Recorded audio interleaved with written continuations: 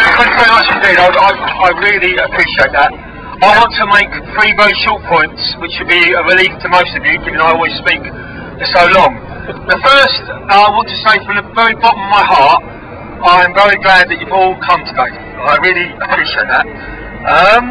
The second thing is I want to thank Zita and Drew, because if I'm going to go down, I want to go down singing. That's the way I believe it should be. The third thing, I said this yesterday actually, on Sunday night I got a phone call from the Metro newspaper, and they said to me, was I ashamed of what I'd done, and have I brought shame on the anti-racist community? And my answer was really simple, no, I don't feel I've done that. Not at all. You see, I'm not a criminal.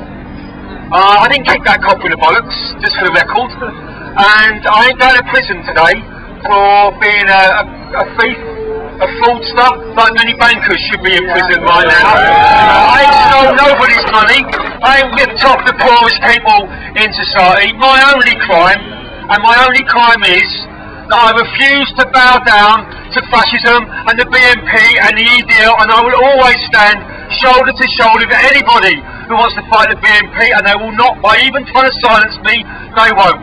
That's my pledge today. They must not break the anti-fascist movement. What they're trying to do really is not so much about me.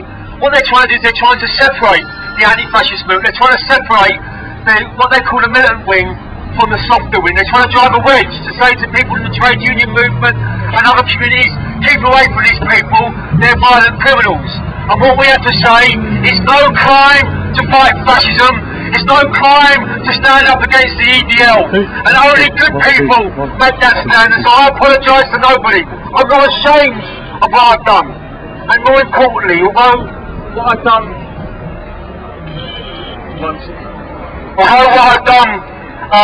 is nothing, absolutely nothing, it's a drop in the ocean compared to many others. I think it's something the anti-racist movement's always had to contend with.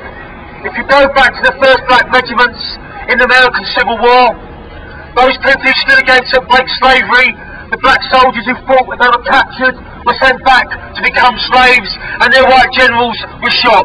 Facing 3 months imprisonment is nothing compared to that. It's nothing compared to those young black people and white people in Birmingham, Alabama in 1963, went in their thousands to jail to break the Jim Crow laws. So I stand in the best of company with Malcolm, with Martin, and everyone else who fights injustice. I make no apology for that. I don't pretend I'm them. I don't pretend I'm some superhero, but I am prepared to stand up for what I believe in. And more importantly, what I really believe in is that our job is half done.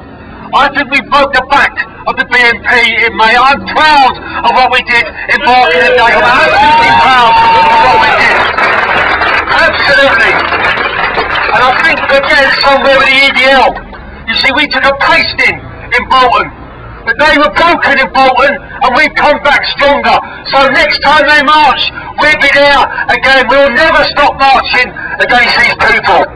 And so my last word is really a really simple one, and it's not about me, because I believe this is a test case today, because there are brothers and comrades of mine, dear friends of mine, who face much more serious charges than I do. At the moment right now, 15 officers of United Against Fascism are under some form of investigation or another. That's a disgrace. 15. Over 200 UAF members have been charged by the police over the last year. It's a disgrace. And so my view is very, very simple. We've got to stop this happening. We've got to stop them criminalising Wayman Bennett and Retta Moran from Manchester.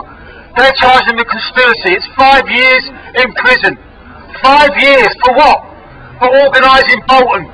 We should never let them do that to anybody in this movement. It will be an absolute massive travesty of justice if they are to get away with that. So once again, I want to thank you all very much for coming. I want to thank the speakers for speaking, because really whatever happens, it's making me more determined than ever to carry on this fight against racism and against fascism.